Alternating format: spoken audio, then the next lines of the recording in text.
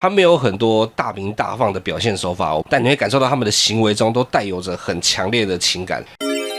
影片内有大量剧情爆雷，没看过的朋友请多加注意。如果喜欢影片的内容，欢迎订阅我们的频道哦。大家好，我是盛峰。大家好，我是小颖。今天我们要聊的电影是《海边的曼彻斯特》。这部电影呢，主要是在描述由凯西·艾弗列克饰演的李钱德勒某一日接到了来自故乡医院的电话，告知自己哥哥因为救急住院了。急忙赶回故乡曼彻斯特里，终究还是来不及见到哥哥最后一面。哥哥的唐突离世让李不得已留在曼彻斯特处理后事。除了丧礼以外，哥哥留下的遗嘱还希望李可以成为侄子派屈克的监护人，并留在曼彻斯特照顾派屈克。然而，当初李会离开这里，就是因为自己曾经酿下大祸，导致妻离子散。因此，哥哥的要求让他进退两难。为了处理丧礼跟派屈克的问题，李不得不去重新面对这座城市以及当初疏远关系的人们。这部片在上映之后拿了很多奖，但是我觉得，如果你是因为看到他得奖才跑去看的话，那有很大的机会会因此而感到失望。他不是那种把电影当作娱乐的人所追求的电影。这部片整体来讲的话，它的调性十分的内敛，不管是从画面的色调或者是剧情的表现手法，所以如果是比较偏向于把电影当作娱乐的人，那这部片有很大的机会是看不下去的。而且在看这部片的时候，我觉得会比较需要集中自己的精神，因为它很多的剧情是不会用讲的表现出来，而是你必须要借由这个角色前后的行为去判断他们之间曾经发生过什么事情。比方说电影末段的时候，李跟他的前妻两个人在路上偶遇，虽然对于过去的事情我们的了解仅止于火灾之后的一小段故事，电影本身不需要去演出来，我们就可以知道在火灾过后这两个人会经历什么样子的事情。所以即便我们不知道实际上他骂了什么，他们经历了什么，但我们也完全可以体会得到他们前妻表现出来的那一份歉意。我自己比较欣赏的点是，尽管这部演出上没有什么爆点，但是前半段却大量使用了现在与过去互相交错的手法，让观众必须得集中精神在电影上，也让人对后续的剧情更加期待。讲到他不断穿插现在跟过去的片段，这个部分也是导演他很厉害的地方。他在切入回忆跟回到现在的时候，不会有任何的提示，而是很自然的就演给你看，让你知道当下发生的每一件事情，在过去都是有一个属于它的原因。只要你有投入在剧情，你可以很顺畅的把这个故事接起来。但反过来讲，如果你在看的时候有稍微失神，你很容易会突然恍神，这个场景发生了什么事？刚刚不是还在医院里面吗？怎么突然就躺在床上了？躺在床上那个人是谁？虽然这样子的做法有好有坏，但我自己是偏向于喜欢这种做法的。它解说的感觉不会那么的重，而且不会硬是要你抽离现在的剧情。甚至我们放宽去讲，所有关于过去的桥段，其实都是主角在那个当下接受到现实的资讯的时候，进入了自己的回忆。所以我们只是看到主角在那个当下回忆到的故事。我觉得最让我印象深刻的桥段是主角在听他哥遗嘱的时候，那一段过去的剧情穿插的很片段。最一开始看到的是过去的主角在跟他的朋友们在喝酒玩闹嬉笑，但是现在的剧情是他们正在处理遗嘱，其实会有一种怎么会在这个时候插这种剧情。但随着剧情推进，会慢慢的发现，就是因为跟朋友们喝酒才会导致他造成了自己人生无法挽回的后果。还有一个我觉得这部电影它很与众不同的地方是，我们从开头见到主角一副生无可恋的表情，而且还充满着攻击性，到电影的中段开始理解为什么他会变成今天这个样子。一般电影的发展，我们会在结尾的时候期望看到他开始接受这个令他伤心的地方，选择跟派屈克一起待在这个城市，但实际上他并没有这么做。一般我们看这样子的电影时，电影本身会希望传达给观众，我们每个人都会遭遇到困难，但是我们一定要跨过这个困难，勇敢的向前进，我们不能够停留在这个痛苦的地方。所以类似的电影在结尾的时候，通常都会表现出主角因为某一个原因而豁然开朗，开始露出笑容，接受自己的过去，向未来迈开步伐。但是这部片它却没有硬是要表达出这种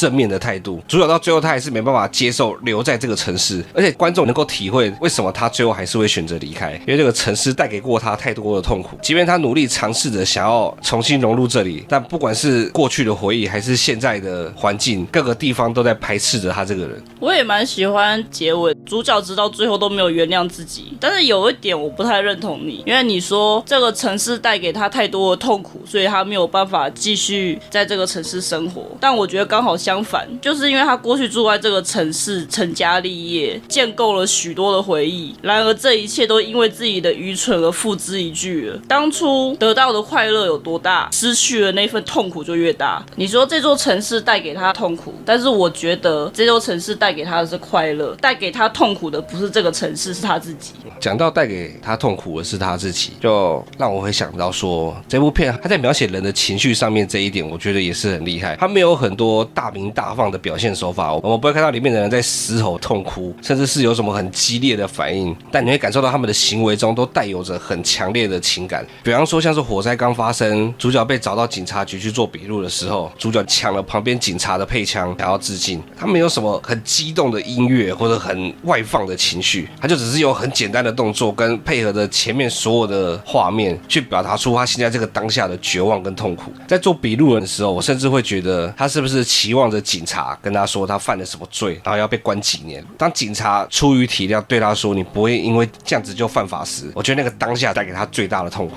还蛮讽刺的，就是以警方的角度来讲是在安慰他，但是对他来讲这只是更加的伤害而已。应该说在那个当下，如果警方跟他讲他犯了什么法，也许对他来讲反而是一种救赎，因为他可以有一个正当的管道去赎罪。但今天警察跟他讲的是没有，你没有罪，反而让他找不到那个可以赎罪的出口。包含这一幕在内，这部电影有很多的片段都是那种画面很平静，但是却内含着很饱满的情绪，而且不会让观众感到突兀，能让我们发自内心的对这些角色的情绪感到共鸣。像是派屈克看到冷冻鸡肉掉到地上，然后开始痛哭的那一段，我觉得对一部分经历过家人过世的观众来说，那一瞬间也可以共鸣到为什么派屈克人会变成这个样子。而且我觉得那段有给人一种前面派屈克一直压抑着自己的情绪，试图装作没有被影响，即使他爸过世了，也还是能够正常的练团跟女朋友约会什么的，却直到这一刻他才终于爆发。后面主角陪伴他的桥段也很棒，虽然整部片都可以看到主角是很不善言辞的人，甚至到了有点沟通障碍的程度了，但是也不改变他很关心派屈克的事实。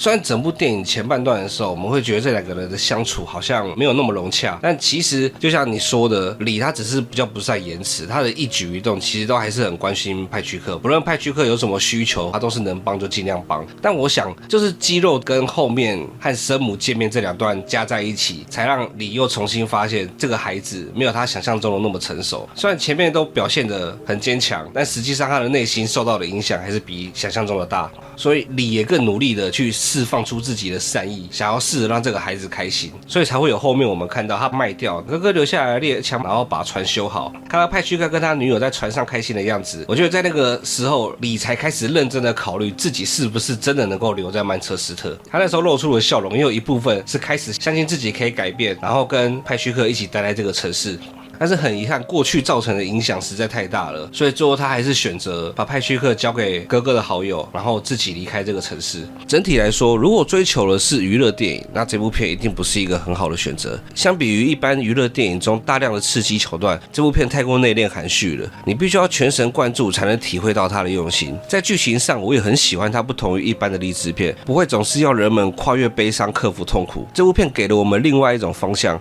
不和解不原谅，并不是只有放下然后过着幸福的日子才是唯一的答案。有些伤即便好了也不会变回原来的样子，即便步伐缓慢，即便是怀抱着过去的痛苦，但是只要用自己的方式活着就足够了。那关于这部电影呢，我们也聊得差不多了。有任何感想或者是意见，都欢迎在影片底下留言跟我们分享。如果你喜欢听我们聊一些动画或者是电影的心得的话，也欢迎订阅我们的频道或是追踪我们的粉丝团。那我们下次见，拜拜。